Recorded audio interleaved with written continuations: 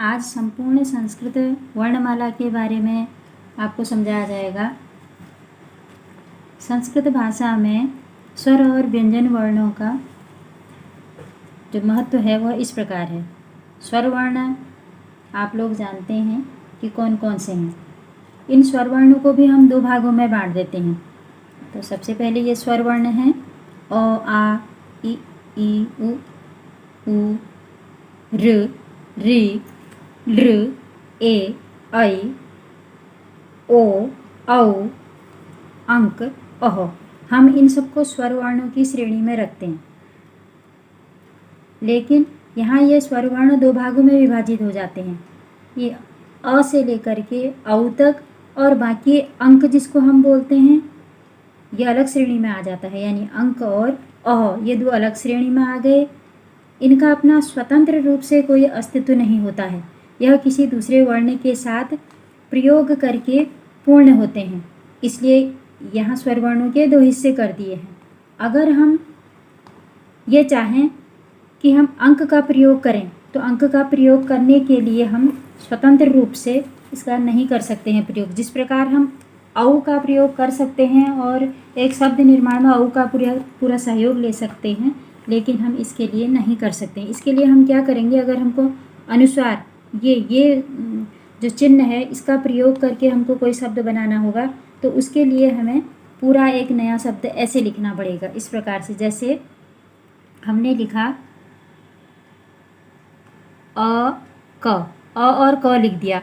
अगर हमको इसे अंक लिखना है तो यहीं से हम अनुस्वार उठा के ले आएंगे और तब यह हमारा अंक शब्द पूरा होगा। इसलिए कहा जा सकता है कि अनुस्वार और विसर्ग ये जो दो शब्द हैं स्वर वर्णों से अलग किए हुए, इनका प्रयोग स्वतंत्र रूप से नहीं किया जा सकता है। ऐसे ही हम विसर्ग को लेंगे। अगर हमको अतः लिखना है तो हम यहाँ विसर्ग का प्रयोग करेंगे। अगर हम विसर्ग का प्रयोग नहीं करते हैं तो हमारा यह अतः न होकर के अत शब्द रह जाता है। तो हम इस आधार पर हम कह सकते हैं कि विसर्ग और अनुस्वार इन दो वर्णों का स्वतंत्र रूप से कोई प्रयोग नहीं किया जा सकता है। और जबकि ये जो वर्ण हैं यानी ये जो स्वर वर्ण हैं, यहाँ से यहाँ तक ये 13 वर्ण मैंने बोले। एक बार मैं आपके सामने इनको गिन भी लेती हूँ। 13 होने चाहिए। 1 2 3 4 5 6 7 8 9 10 11 12 13 इन वर्णों का स्वतंत्र रूप से प्रयोग हो सकता है। साथ ही जो व्यंजन वर्ण हैं उन व्यंजन वर्णों को पूरा करने के लिए हम इन वर्णों का सहयोग लेते हैं। अब यह तो स्वर वर्ण हो गए। अब आए आगे व्यंजन वर्ण, क्योंकि संपूर्ण संस्कृत वर्णमाला में इन सब का प्रयोग बताया जा रहा है। व्यंजन वर्णों को हम मुख्य रूप से 3 भागों में बांट देते हैं: स्पर्श वर्ण, अंतःस्थ वर्ण और ऊष्म वर्ण। इनका विभाजन इस प्रकार से है। ये जो स्पर्श वर्ण हैं यह वर्ण 1 वर्ग, 2 वर्ग, 3 वर्ग, 4 वर्ग और 5वां वर्ग, ये 5 वर्गों में बटे हुए हैं। इनको हम स्पर्श वर्ण कह देते हैं।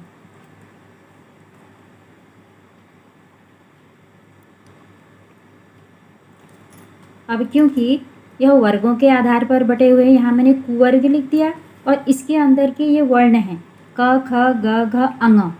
ये 5 वर्ण कुवर्ग में आए। उसके बाद फिर च, छ, ज, झ, य ये चुवर्ग में आए। ट, ठ, ड, ढ, अण ये टू वर्ग में आए। त, थ, द, ध, न ये तु वर्ग में आए।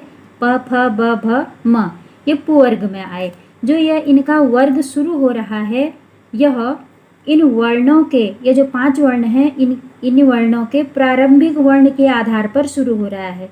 यहाँ पुवर्ग आया तो ये प वर्ण स्टार्ट है और इधर तु वर्ग आया तो वर्ण से ही स्टार्ट है।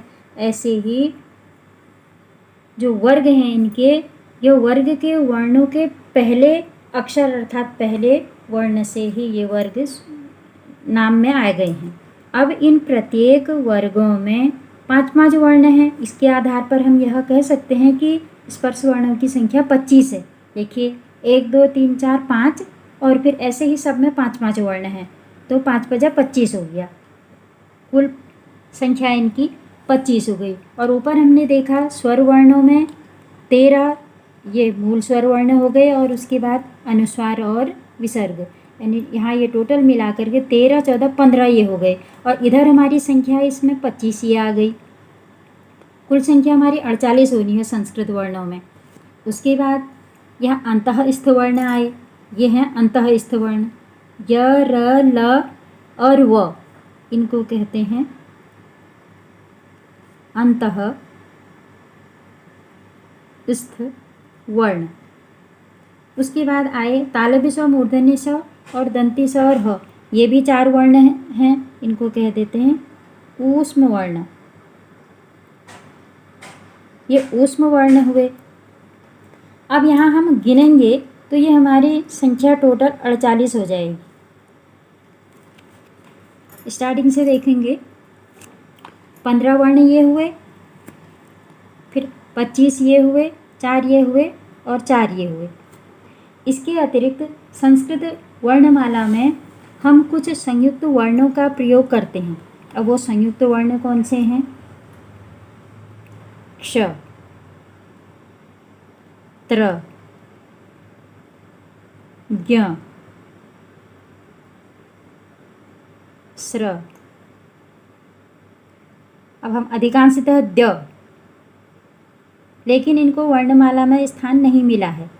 वह इसलिए नहीं मिला है क्योंकि यह संयुक्त वर्ण है।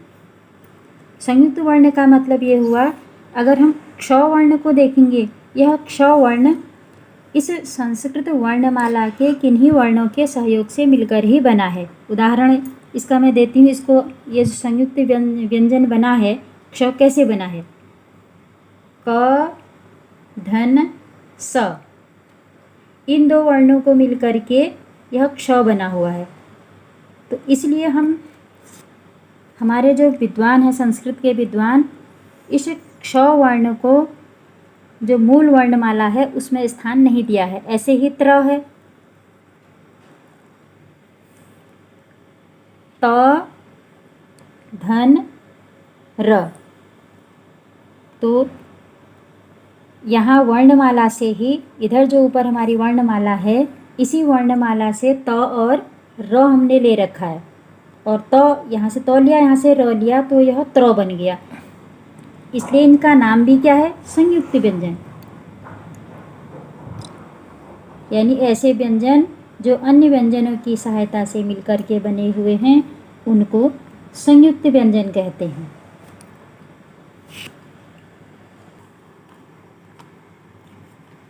आज आप माहेश्वर सूत्र समझेंगे। संधि आदि के ज्ञान के लिए वर्णमाला का ज्ञान होना आवश्यक है। इसलिए व्याकरण के नियमों को सरलता से समझने के लिए महर्षि पाणिनि ने 14 सूत्रों की रचना की है। इनके विषय में कहा जाता है, यानी माहेश्वर सूत्रों के विषय में कहा जाता है कि तांडव करते हुए शिवजी जब डमरू बजा रहे थे तो उनके डमरू से यह सूत्र निकले थे। माहेश्वर सूत्र 14 प्रकार के होते हैं और इन 14 सूत्रों के आधार पर प्रत्याहार भी हम बनाएंगे। सबसे पहले माहेश्वर सूत्रों को समझ लेते हैं। ये 14 कौन कौन से हैं? इसमें से पहला सूत्र है अ, इ, उ, ण। ये हम अपनी सरलता के लिए इन वर्णों को अलग अलग पढ़ रहे हैं कि अ, इ, उ, ण। यहाँ छोटी ई है और यहाँ छोटा ऊ है। अण यह वर्ण है, व्यंजन वर्ण, इसके पास हल लगा रखा है। माहेश्वर सूत्र का प्रत्येक अंतिम वर्ण हल युक्त होता है। आप पूरी तालिका को देखेंगे तो इसमें आपको समझ में आ जाएगा। इसको पढ़ने के लिए हम अ, इ, उ, अण ऐसे नहीं पढ़ेंगे, लेकिन शीघ्रता से इसको हम ऐसे पढ़ेंगे, अ, इ, उ, ण। फिर उसके बाद दूसरा है ऋल, ऋक। तीसरा है एओड़, एओंग। चौथा है अयोच। लेकिन अपनी सरलता के लिए वर्णों को ठीक प्रकार से समझने के लिए मैंने अलग भी लिख दिए हैं ताकि सब समझ पाएं। फिर पांचवा है हय वरट। छठा है लण। ये तो शीघ्रता से समझ में आ जाएगा। 7वां है यमगणनम। 8वां है झभंग। 9वां है घड़धश। 10वां है जबगड़दश। 11वां है खप खप छ ठ थ च ट तब। 12वां है पप य। अंतिम वर्ण सभी के हल वर्ण हैं। 13वां है अंतिम से पहले वाला शर। और 14वां है हल। इसके वर्ण अलग हैं, क्रमवार आप वर्णों को इसी प्रकार से अलग अलग पढ़ सकते हैं। इससे क्या होगा, अलग अलग वर्ण समझ में आ जाएंगे तो प्रत्याहार बनाने में सरलता रहेगी। जब प्रत्याहार बनते हैं तो प्रत्याहार बनाने के लिए इन्हीं 14 सूत्रों का प्रयोग किया जाता है। संभवतया सूत्र बनाने के लिए हमको प्रत्याहार समझ में आने चाहिए कि प्रत्याहार क्या है। एक बार प्रत्याहारों का अर्थ समझ लीजिए। प्रत्याहार का अर्थ है संक्षिप्त कथन। फिर वही मैं सूत्रों से ही इस बात को शुरू करूंगी कि पाणिनि के चतुर्दश यानी 14 सूत्रों से प्रत्याहारों का निर्माण होता है। इन्हीं प्रत्याहारों के द्वारा विस्तृत वर्णन वर्ण समूह का संक्षेपीकरण किया जाता है। प्रत्येक प्रत्याहार में 2 वर्ण अर्थात अक्षर होते हैं। प्रत्याहार के लिए एक सूत्र है आदिरंत्येन सहिता। इसका मतलब हुआ, अर्थ हुआ इसका 14 सूत्रों के अंतिम हल वर्ण। यहाँ 14 सूत्र ये हैं अंतिम हल वर्ण। प्रत्येक वर्ण सूत्र का प्रत्येक अंतिम वर्ण हल वर्ण है। इसी के लिए कहा है कि अंतिम हल वर्ण के साथ जो अण अच आदि प्रत्याहारों का आदि वर्ण आए वह अपने तथा अंतिम वर्ण तक के मध्यवर्ती यानी बीच के वर्णों का बोध कराता है। और विशेष रूप से हम कह सकते हैं कि एक छोटे से संकेत मात्र के द्वारा अनेक वर्णों का परिज्ञान कराने में प्रत्याहार समर्थ है। प्रत्याहारों को बनाने के लिए सूत्र का अंतिम हल वर्ण प्रयुक्त नहीं किया जाता। यहाँ मैंने एक पंक्ति में 7 प्रत्याहारों के नाम लिखे हैं। यानी एक पंक्ति में 7 प्रत्याहार हैं तो इसीलिए टोटल 42 प्रत्याहार क्रमशः 1 2 3 4 5 6 इन पंक्तियों में आ जाएंगे। तो पहली पंक्ति में देखेंगे आप 7 प्रत्याहार होंगे अक अच अट अण अम अल अण। तो ये 7 हो गए पहली पंक्ति में। ऐसे ही 7 दूसरी पंक्ति में होंगे अश इक इच इण उक एंग एच। फिर तीसरी पंक्ति में होंगे, यहाँ मैं क्रम के लिए लिख देती हूँ, पहली पंक्ति दूसरी पंक्ति और तीसरी पंक्ति ऐच खर खय ngम चय चर छव। चौथी पंक्ति जश झय झर झल झस झस बस। फिर पांचवी पंक्ति है भस मय यंग यण यम यय यर। छठी पंक्ति है रल वल वस सर सल हल हस। तो सीधे हम संख्या के ही आधार पर मिला देते हैं। 7 हैं तो 7 एकम 7 7 दूनी 14 7 की 7 चौको 28 7 पंजे 35 7 छक्का 42। ये हमारे टोटल 42 प्रत्याहार आ गए क्योंकि 6 पंक्तियों में ये बटे हुए हैं। अब अगर हम इनमें से अक और अच इन 2 प्रत्याहारों को इन माहेश्वर सूत्रों के आधार पर बनाने का प्रयास करते हैं तो इस प्रकार बनाएंगे। तो प्रत्याहार बनाना है कैसे, यह है अक प्रत्याहार, यहाँ से ले रखा है और यहाँ ये अक पहला अक प्रत्याहार है। इसको हम यहाँ इन सूत्रों के आधार पर बनाएंगे। सूत्रों की सहायता से हम इसको पूरा कैसे करेंगे आप देखेंगे। प्रत्याहार का नाम लिख देती हूँ।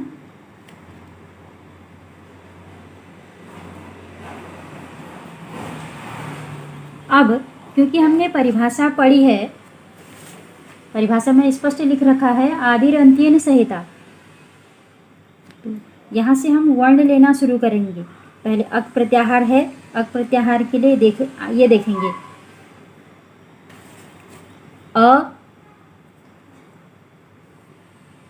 अ ई उ, क्योंकि यहाँ जो हल वर्ण है यह प्रत्याहार बनाने के लिए नहीं लेना है, ऐसा स्पष्ट परिभाषा में कहा हुआ है। इन वर्णों को लिख लेते हैं। अ ई उ, बस 3 वर्ण लिख लिए हमने, लेकिन परिभाषा के आधार पर हल वर्ण नहीं लेना है। फिर उसके बाद हम यहाँ जाएंगे ऋ और लृ, क्योंकि इस प्रत्याहारिणी ये सूत्र जो है, दूसरा जो सूत्र है, इसका अंतिम वर्ण हल है, तो हल वर्ण को प्रत्याहार बनाने के लिए नहीं लेना है। तो इस आधार पर हम यह कह सकते हैं कि अक प्रत्याहार में इतने वर्ण आए, अ, छोटी ई, छोटा उ, ऋ और लृ। 1 2 3 4 5, ये 5 वर्ण आ गए। फिर ऐसे ही हम एक और प्रत्याहार लेते हैं ताकि स्पष्ट हो जाए, आप लोग भी प्रत्याहार कैसे बनते हैं ये समझ जाएं। अब है अच, दूसरा वाला।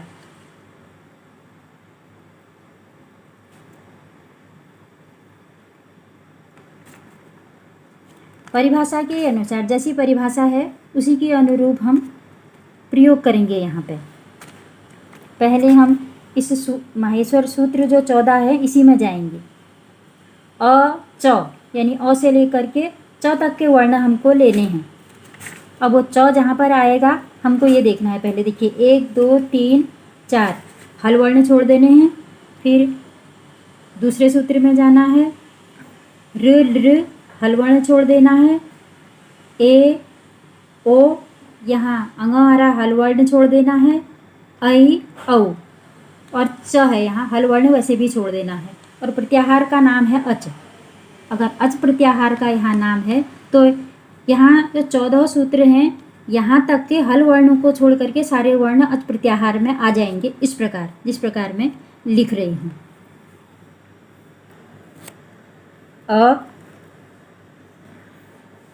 ई उ हल वर्ण छोड़ देने हैं, सूत्रों के हल वर्ण छोड़ देने हैं। ऋ लृ ए ओ, फिर चौथे सूत्र के 2 वर्ण और हैं, ऐ औ। अंतिम वर्ण हल वर्ण है तो प्रत्याहार बनाने के लिए वह हल वर्ण यहाँ छोड़ देना है। ऐसे ही हमने यहाँ यह हल वर्ण छोड़ दिया, यानी सूत्र का इसमें पहला, दूसरा, तीसरा और चौथा, इन सूत्रों के हल वर्णों को छोड़कर सारे वर्ण अच प्रत्याहार के अंतर्गत आ गए। एक बार हम माहेश्वर सूत्रों के वर्ण देख लेते हैं और फिर जो हमने प्रत्याहार बनाया है उसके वर्ण देख लेते हैं, ताकि मिलान हो जाए, किसी प्रकार की का कोई भ्रम न रहे। एक वर्णों की संख्या गिन रही हूँ सीधे, 1 2 3 4 5 6 7 8 9, 9 वर्ण आ रहे हैं, इसमें से हल वर्ण छोड़ दिए।